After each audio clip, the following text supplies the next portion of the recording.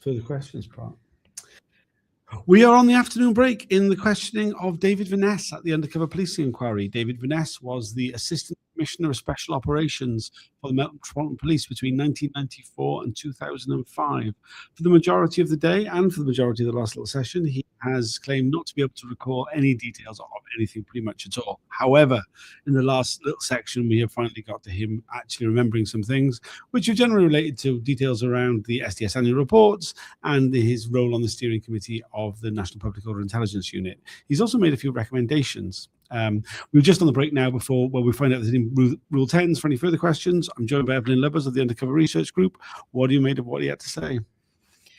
Well, I don't think I've ever heard so many varieties on. Can't remember.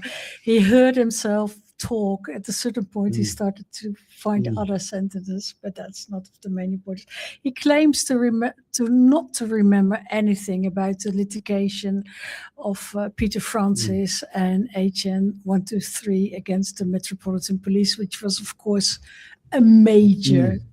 I mean, he went even further. I mean, he was willing to die on was that the witness statements of officers would not necessarily have been read by. I mean, he claimed anyone that the fact that the substantive claims in the witness statements by them, which are part of the litigation, were not explored. We've seen from Operation Magma that the actual response of the police was entirely reputational keep this down, and not actually to address the points that were being made within it. And it was put to him that wouldn't he have expected that to have taken place? And he goes, oh, well, I don't know if they read the witness statements. I certainly didn't read them.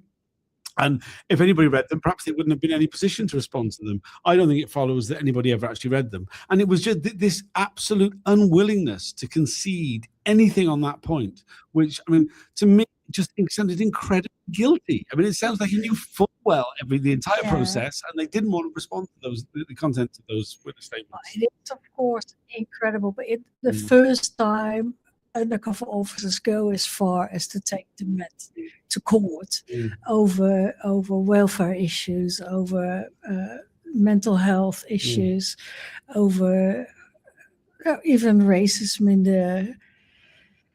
in the unit. It's the same with the thing he denied before, or knowing of the move of John Dines from New Zealand to Australia at a cost of $2.5 million, which would be, shouldn't forget, $4.7 million today. He's in the hierarchy of the SDS. It can't be true that he did not know about this. It just can't be true. So, his unwillingness to even enter into the hypotheticals. I mean, it's like, it's not just that he's like saying, I don't remember.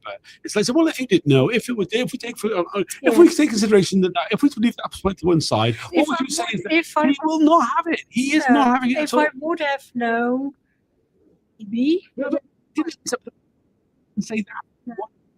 He was willing to die on. He was like, no, I do not accept that it was true, that what the document says in front of me. I do not. For example, that was the bit about we were on about with Operation Muscat, where we see Janet Williams admitting that it was known. HN 53 saying yes, but John Dines kept his objective when he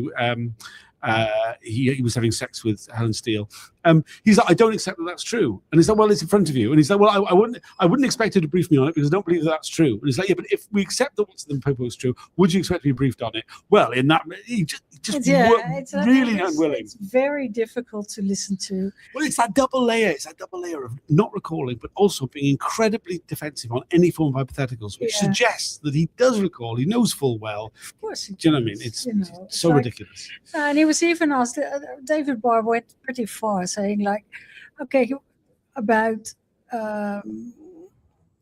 Peter Francis and HN 123, like, there was a very defensive sort of feeling about them within the SDS. They would be seen as traitors, and he just denied knowing anything about that, which is, like, on so many levels. There is. I mean, there were things within that which are actually quite disturbing. I mean, there was this thing of like, we decided not to take covert action against either officer, which suggests that there was a plan at some point to do just that, which is, quite a big sort of step. Yeah, but we did get onto some points which he did actually have some memory of. I mean, he's had memories around Ripper and the evolution of Ripper and how it was implemented. He talked about, well, it was early days, that's why it wasn't done properly. We didn't really appreciate surveillance. So supervision officers didn't really appreciate what was actually required. But with the stuff about the SDS annual reports, he's adamant that those annual reports continued up until he left the role in 2005. Yeah, and he's sure of that, which we have. The inquiry hasn't seen them. We have no sort of sign of it being in the annual reports after 98, and even then, that's just a draft version. 97's the last proper one. But he's absolutely sure that they continue to exist, and he hasn't been sure of anything. So, I mean, that's that is a weird one as well. Yeah, and he's also asked about. I think in the RIPA context, like there have been the surveillance commissioner have done checked on the SDS as well, and David Barr put it to him that this was mainly a paper exercise that they didn't really check, and he said, "Well, they're good people. I can't believe it would just if we have it on paper, like." And then he's asked, like, shouldn't there have been more oversight training, when RIPA came along? And he went like, if I would have known, we should have. And that's really about as far as he wanted to go. We got on to hear the fact that he was on the steering committee of the National Public Order Intelligence Unit. Though he says when 9/11 happened, he became obsessed with that instead. That he had to remind us what 9/11 meant, which was part of his actual speaking at length. He was like, when there was some bombs that were exploded on the east coast of America, I was like, well, it was some plane. Anyway, it doesn't matter. I don't recall, but yeah, it was. Suddenly he started to talk. Yeah. But it was pointed out to him by Barr that despite the fact that there was this regulatory framework for the National Public Order Intelligence Unit, despite the fact that they were RIPA authorized from the very start. And they still managed to do so many of the same wrongdoings that the SDS had done. Why was this? What was the reason for it? And I think his answer was very telling. He said the problem was the quality of people who'd been selected in the first place. And if you had better quality staff with a better moral compass, it would have all been better. He was on the steering committee, so, it's his responsibility as well. And then suddenly the questioning was over. So what but his point was that it was the fault of they just weren't good people. Yeah, we brought in it wasn't the fault of the structures. It wasn't the fault of the senior management. It was just the individuals who were brought in had no moral compass. No, but it's also the fact that he was on the steering committee of the MPIA whilst he had been responsible in the hierarchy for the SDS for years and years. Shows you something of like the continuity between the two units. Yeah. There will be further questions. Is there anything else you want to add of what we've heard already? No. Oh yeah, he was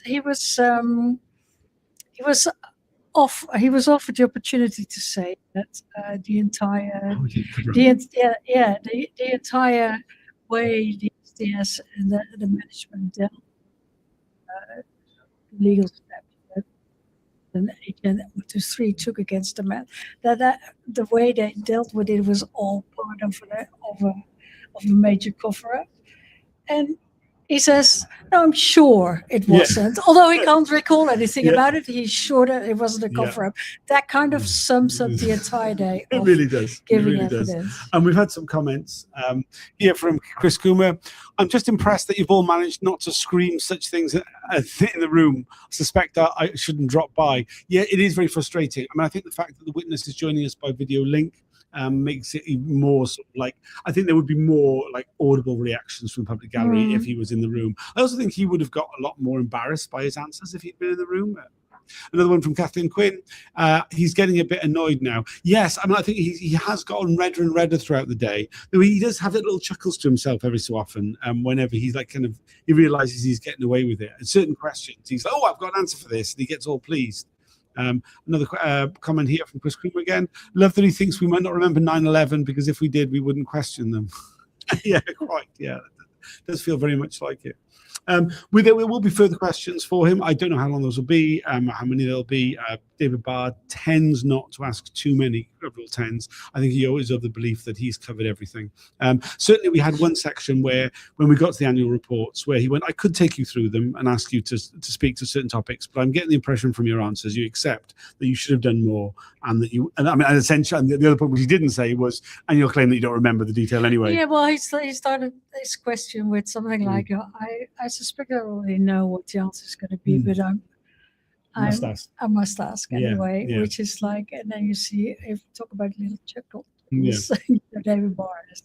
Certainly, from what we've understood, for example, the section of the questioning that took place without the broadcast, which was this morning, it was originally meant to be this afternoon, which means we were half an hour ahead of schedule this morning. It's only 3:30. It's not even 3:30 yet. I would imagine that there's an hour's worth of space that was allocated to the witness to actually answer the questions that didn't get used because he kept saying, "Don't recall." So yeah, it'll probably end up being an early finish day, though you never know. There might be a whole section of Rule 10s which suddenly the witness decides they're going to give full answers to. We wait and see. But thanks for watching. I'll do another video fairly soon. I'm going to have Emily Apple and Kate Wilson joining me, and we're going to talk about the thing in general and maybe some other topics around the consultation into the inquiry. So stick around for that. We'll see you fairly soon. Bye for now.